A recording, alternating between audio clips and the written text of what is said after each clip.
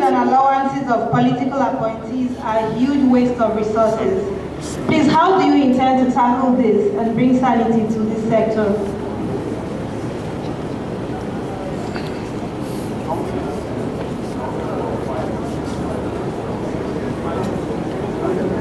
The second question, what are the measures in place to reduce unemployment other than the theoretical measures you have been talking about?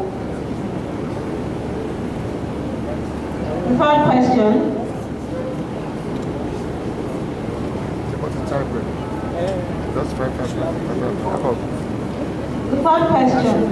what are your plans to improve the accountability in public institutions in Nigeria?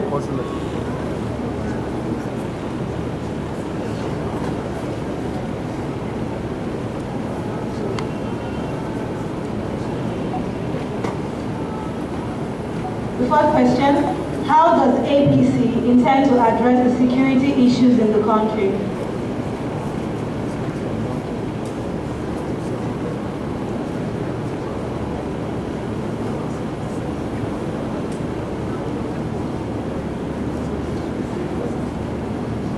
And the fifth question, how will your party grow the economy amidst the devaluation of our naira? Amidst the devaluation of the naira.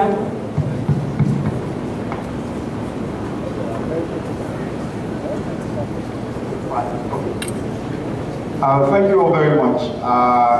I'll just take the questions as quickly as possible. We'll take the first batch at 5, and then we'll go on to the others. The first question is about salaries and allowances of political appointees.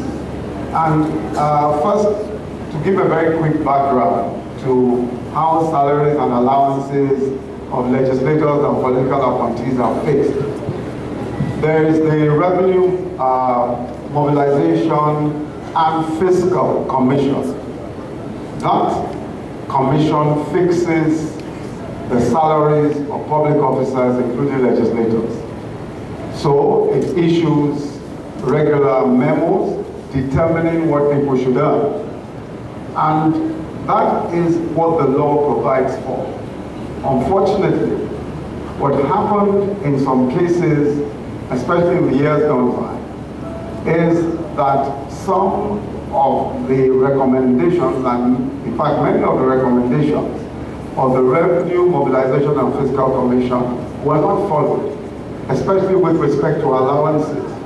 So we found a situation where legislators were earning far in excess of what was recommended by the Revenue Mobilization and Fiscal Commission.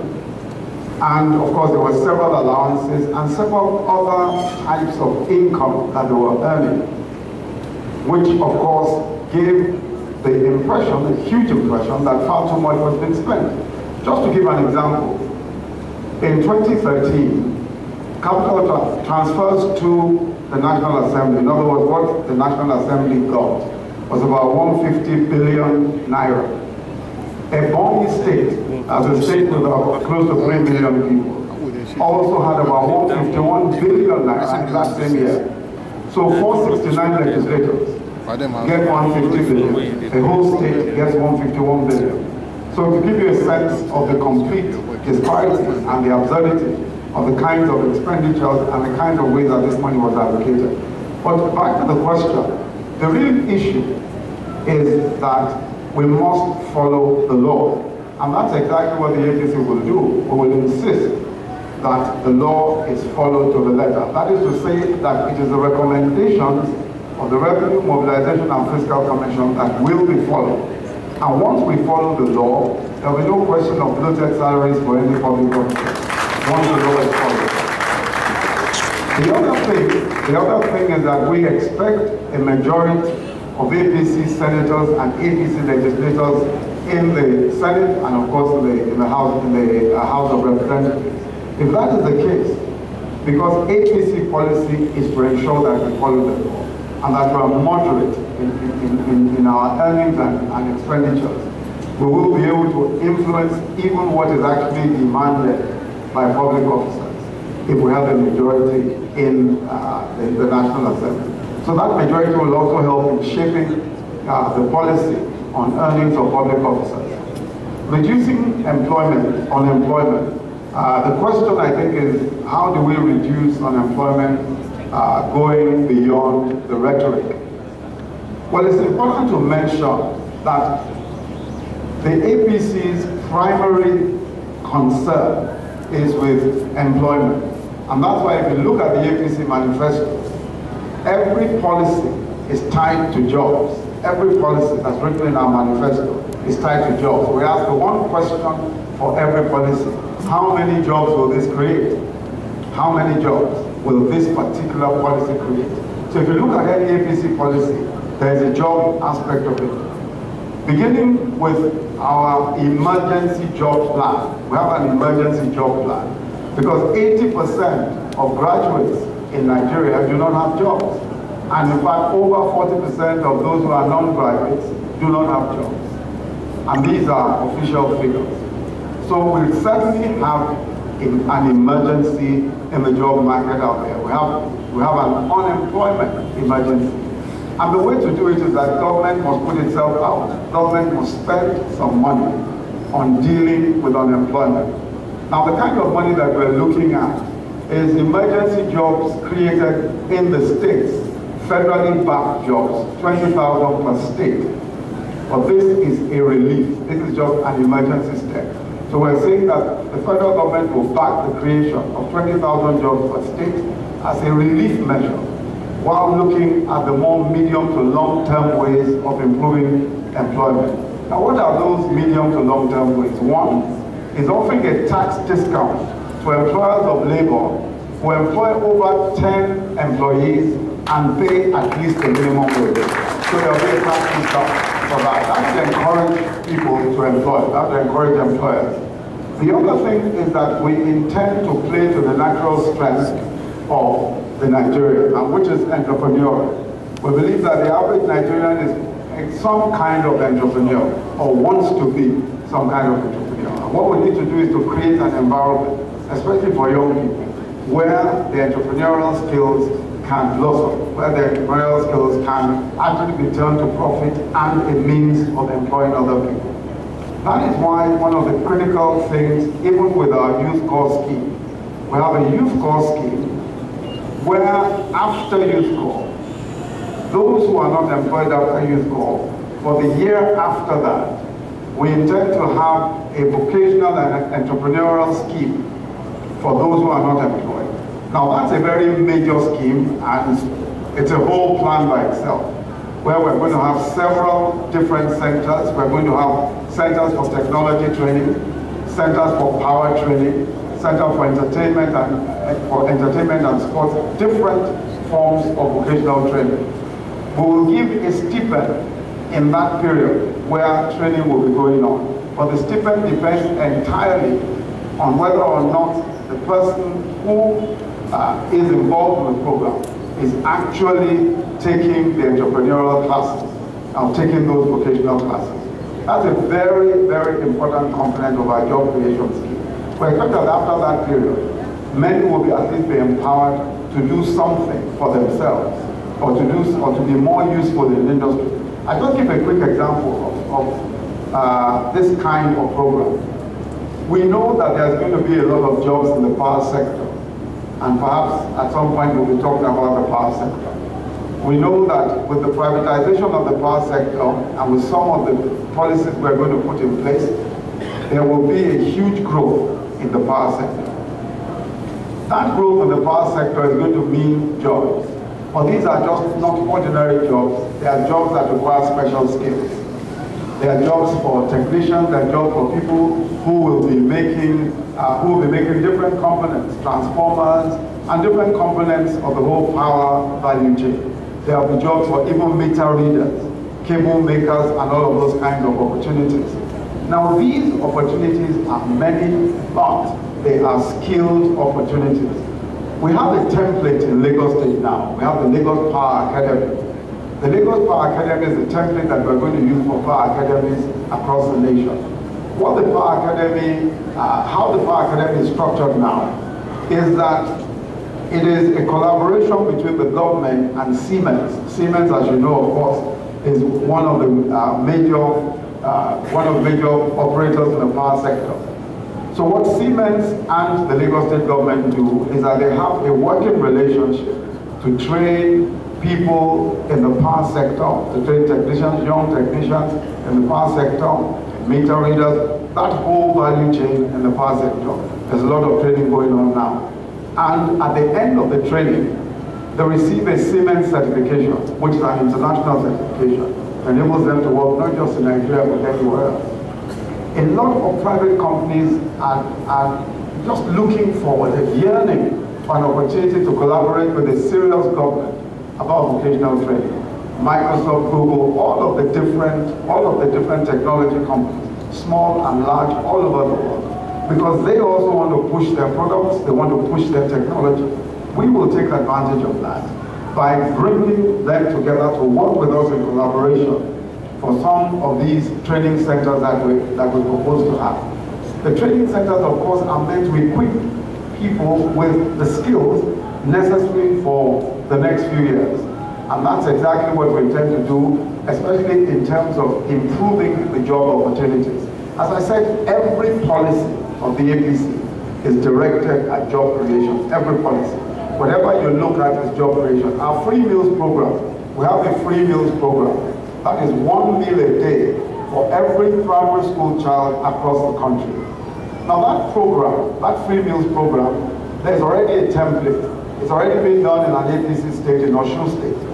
So children in Osun State in primary school have 1 free meal a day, and it's a balanced diet. It's a completely balanced diet, and there's even fruit. So they have rice, for example, protein, and a fruit. So it's a completely balanced diet.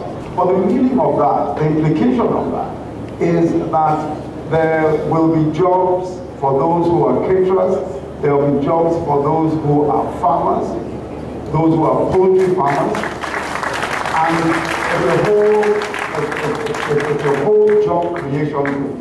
In Osun State at the moment, they've run out of eggs, so they have to import eggs from other states because their poultry farmers cannot produce enough eggs to meet the demand that is generated by the 1 meal a day program. Even a soldier from, say, Good afternoon. My name is Kabir Patmole. Yeah, my question is quite, just go straight to it.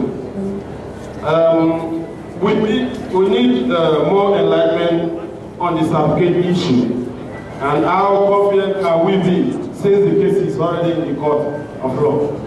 Thank you. The why certificate issue.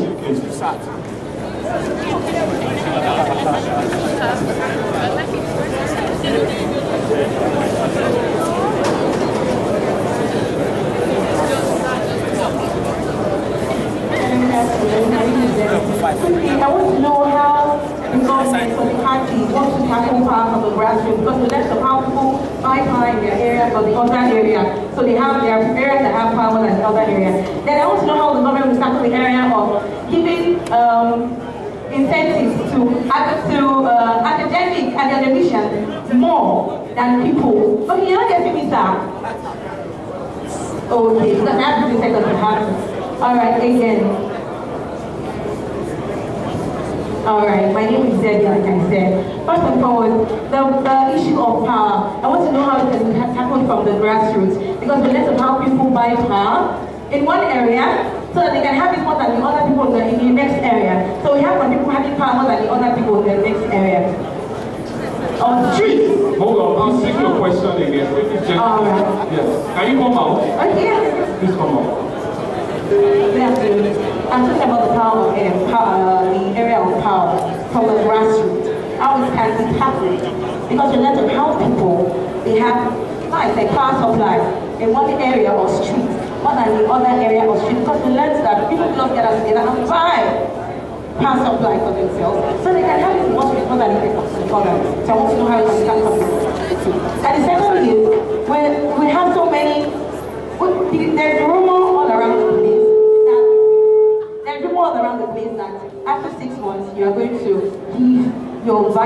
one question, please. One question. One question.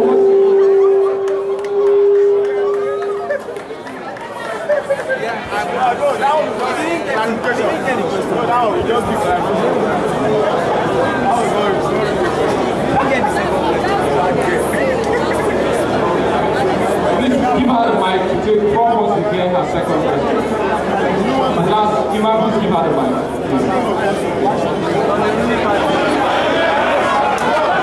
Alright, so there's this rumor all around that after 6 months, they're going to give your vice presidency to the ex-governor. Because I'm not saying good. I'm not saying it's bad, I'm not saying it's good. We just want to know why.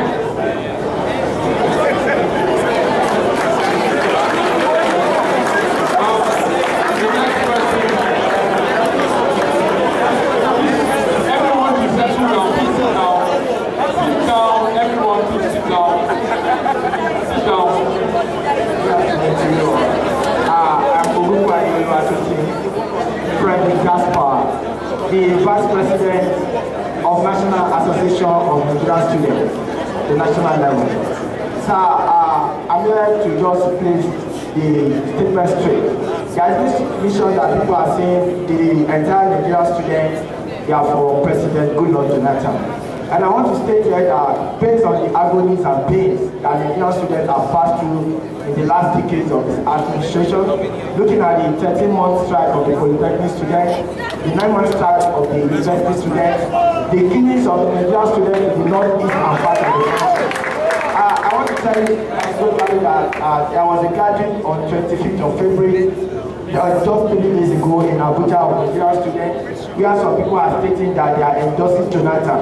And I want to tell you categorically that we are debating ourselves from this. Because Nigerian students is made up of over 52 million students, schooling both at home and in diaspora. So in view of this, our people are clamoring for change. It was that same day that it was exactly a year that 59 students was killed in Buniyadi, Yobe, last year. And it was this same day that the president is whining and dining with some part of the students in Abuja, when we ought to be mourning that 59 students that were there. So sir, I want to just add this straight that we know you as a professor of high charismatic tendency, we know you as a professor of high temper and carnival. And what are you going to do to save Nigerian students from this problem of insecurity in the north and eastern part of the country, and the compensation that is going to be made to the issue of provision? You asked specifically about manufacturing equipment, but there is no, what it is credit for small businesses generally. That's really what it is that we have a plan for. Now, credit for small general jobs. But one of the things we found, of course, as you know, there are all sorts of credit windows now, but there is no skill. They just are not big enough. So there isn't a big enough pool of funds, and access to those funds is a problem. And that's really what we have worked on, to improve access to microcredit, to improve access to SME funds, and to open up more opportunities and windows for SME funds. But we want to tie that to training. We want to tie that to training. We think that just giving people money without training them, especially financial training, you know, most people have some idea about what they want to do. But financial training is very important. And that's why we have that training, the entrepreneurial training, for those who will be engaged in industry. And we think that we must see some form of certification for that training in order to be able to advance funds, especially microcredit. So those are the sorts of checks we are putting in place. But one of the key things we are doing is that we're expanding the scope of microcredit considerably, because we think that that's the way by which we can actually improve the number of people who are gainfully employed by themselves. And our major problem with the current system is that it just doesn't offer the skill. Doesn't offer as many opportunities for access. So for those who want to manufacture or whatever else, the precondition will be financial trade. The precondition will be some form of entrepreneurial trade or the other. The certificate issue. Please let me just emphasize this issue of the certificate. One thing that's very clear is that it's a pure propaganda issue.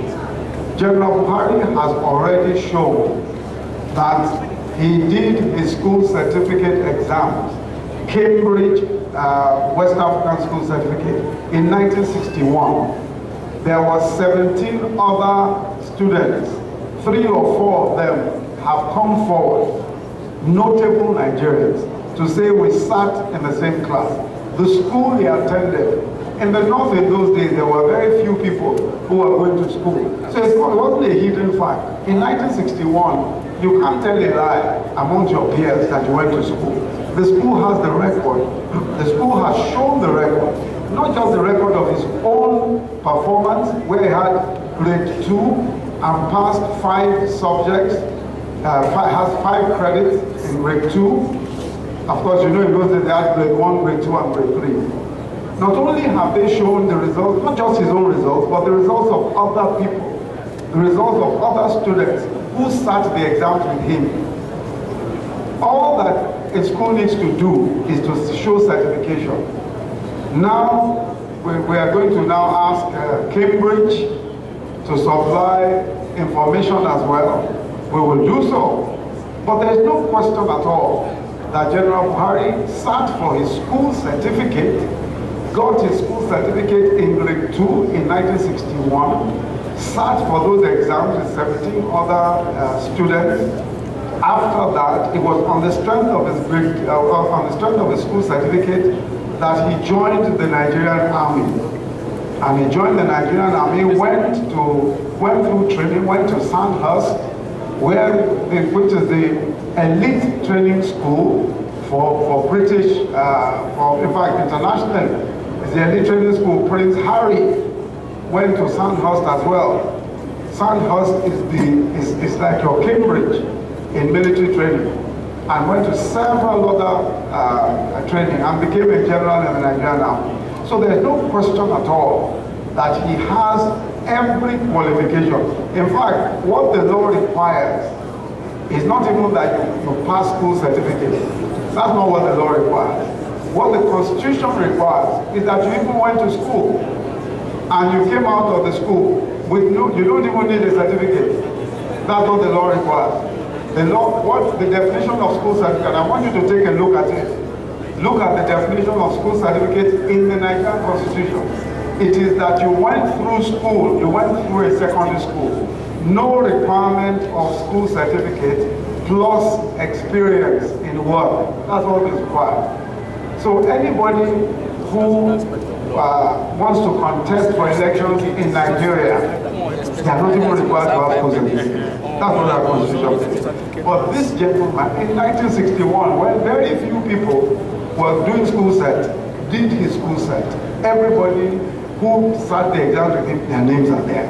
So this is just pure propaganda. One gentleman, I don't remember who it was, said after he had shown evidence, even his exam number, quoted his exam number, so that you can go and check it anywhere. After I had given all that evidence, he said, oh, he thinks that the certificate is forged. How? What do you mean the certificate is forged? How? Forged how? So I think it's just pure propaganda and shouldn't be taken seriously. But whatever else is required, will be given. The matter as pointed out is in court. Talking about power supply, I want to say very quickly about power supply that our strategy, and there are many problems around power, so many. Many of the reasons, again, it comes down to transparency, accountability.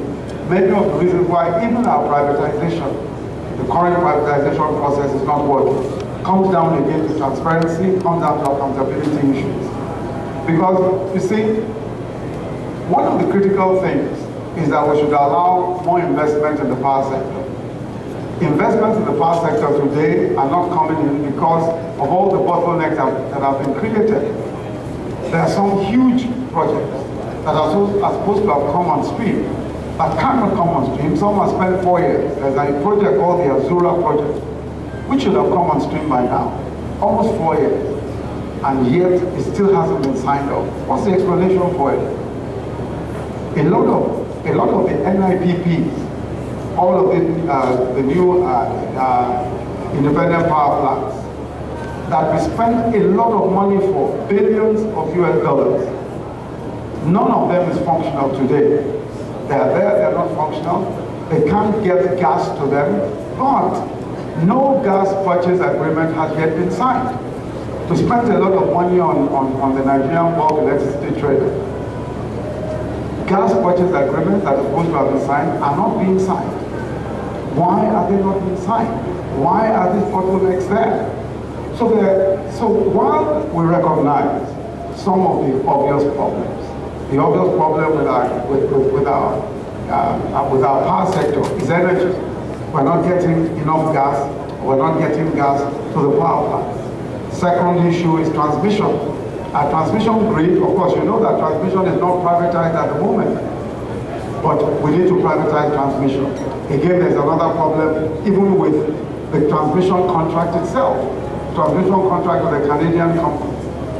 One would have expected that if a company is given a concession, a fee-earning concession, to be responsible for transmission, that company should invest some, should put some into that whole arrangement.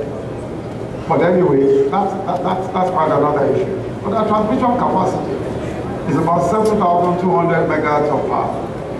So if our transmission grid can only accommodate 7,000 or evacuate 7,200 megawatts of power, how can we be talking of 10,000 megawatts, 12,000, in fact they're saying 20,000 by the end of the year or something? It's not possible when your transmission grid can only evacuate 7,200 and you haven't improved that transmission grid. So the company that has gotten to even manage it, there's no improvement of the capacity of the transmission grid. So all of these problems, and this is why we keep saying that a lot of Nigeria's problems have to do with transparency, they have to do with accountability. You've got to ensure that people are held to account for all of these things. Otherwise, they just have a blank explanation for everything. Oh, it's just only about gas, or it's because of this or that. What the APC intends to do is, first of all, we need to clean up a lot of what is going on at the moment. We've got to ensure that we have a one-stop agency for granting approvals in the power sector, so that you don't have one agency granting approval for generation, another agency granting approval for power purchase agreements, and that all of these agencies are held to account. So that anybody who is bringing investments to the country, and we need the investment value, must be assured that he will have his investment signed up on quickly and efficiently, so that the investments can come and they can actually flow. Many people want to invest, but the environment is just full of bottlenecks. Some of them deliberate bottlenecks that make it impossible for the investor of business or a government. And that when government fails in that responsibility and people are killed, their properties are destroyed, or places of worship are destroyed, then government must hold itself responsible to compensate people.